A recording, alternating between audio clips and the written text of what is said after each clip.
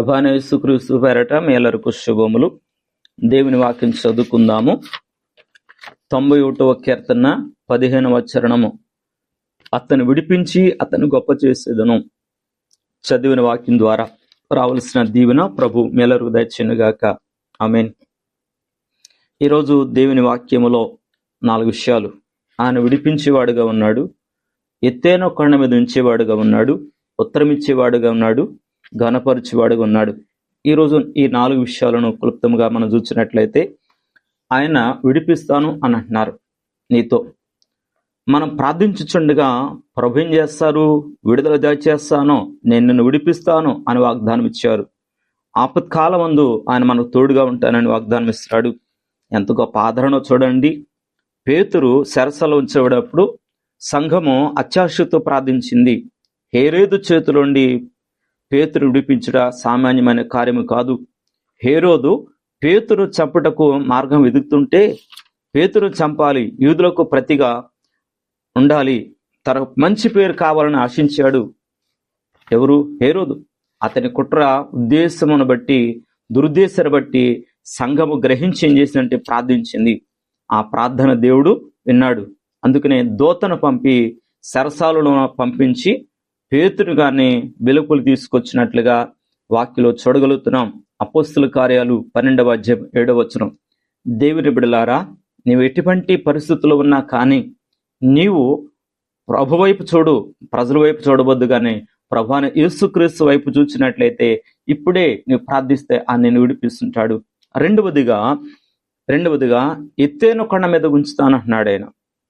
కారణము వాక్యంలో మనం చూసినట్లయితే ఆయన మనము సొమ్మసిల్లిపోతుంటాం. ఆయన చూడండి 61వ కీర్తన 2వ చరణములో, నా ప్రాణము తల్లడిల్లగా భూ దిగంతం నుండి నీకు మొరపెడుచున్నాను, నేను ఎక్కలేనంత ఎత్తైన కొండను పైకి ఎక్కించుము. వాక్యంలో చూచారు కదా, దేవుని దావీదు గారు ప్రార్థిస్తున్నారు, ఎత్తైన కొండకు ఎక్కించును. అవును దేవుని బిడ్డలారా, మనకు ప్రభు ఆశ్రయదుర్గం అంటాడు.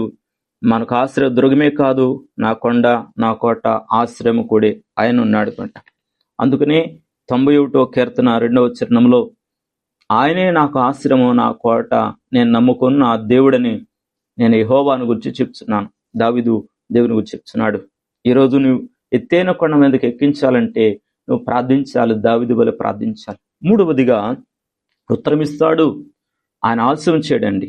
ఎందుకంటే పుట్టుగుడ్డివాడైనటువంటి భర్తరామయ్య యేసు ప్రభును చూసి కేకలు వేసి ప్రభువాను కరుణించమని పిలిచినప్పుడు అతని కేకలకు అనేకులు గద్దించారు, ఊరుకోమన్నారు. అయితే ప్రభు అతని కేకలు ఆలకించి వెంటనే ఆగి నేనేం చేయగూరుచున్నాను అని అడిగినప్పుడు, ప్రభా నా కనుదృష్టి కావాలి అన్నప్పుడు వెంటనే అది జరగాలని ప్రభు కోరినప్పుడు వెంటనే ఆ గుడ్డివాడి కళ్ళు వచ్చాయి. ఈరోజు దేవుని వాక్యాన్ని వింటున్నారా? ప్రార్థనకు జవాబు ప్రభు ఇచ్చాడు.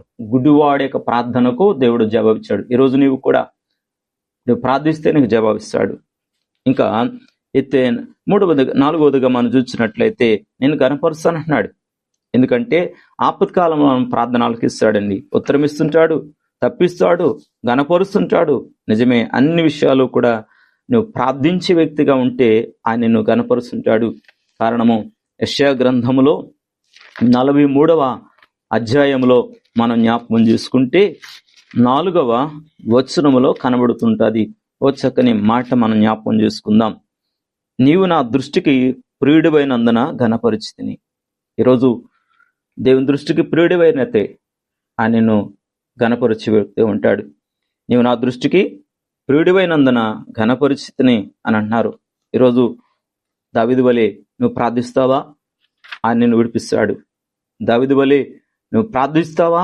ఎక్కలేనంత కొండ నిన్ను ఎక్కిస్తాడు. నువ్వు ప్రార్థిస్తావా? గుడ్డివాడికి జవాబిచ్చి నీకు జవాబిస్తాడు. ఆయనకు ప్రియుడివైపోతే తప్పనిసరిగా నిన్ను ఎలా చేస్తాడంటే ఘనుడుగా చేస్తాడు. బైబిల్ గ్రంథంలో అనేకులైన వారిని ఘనుడుగా ప్రభు చేస్తారు. ఈరోజు కూడా నిన్ను కూడా ఘనుడుగా చేస్తారు. అటు దీవెన కావాలని కోరుకుంటావా? ఇప్పుడే ప్రార్థన చేయి. ప్రేమగల మా తండ్రి, దీవించండి. ఈ వాక్యాన్ని విన్న వారిలో విడిపించేవాడుగాను, ఎక్కలేని అంత కొండనకు ఎక్కించేవాడుగాను నా తండ్రి నాయన జవాబిచ్చేవాడుగాను విడిపించేవాడుగాను ఈ 4 విషయాలు బిడ్డల హృదయాలు భద్రం చేసుకుని ప్రార్థనలు గడిపినట్లయితే నాయన నీ వాగ్దానము నాయన అతను విడిపించి అతను గొప్ప చేస్తాను. బైబిలులో షడ్రకు మేషకు అబ్దుగోలిన వారు విడిపించి గొప్ప చేస్తావు, దానియేలు గొప్ప చేస్తావు, యోసేపును గొప్పవానిగా చేస్తావు.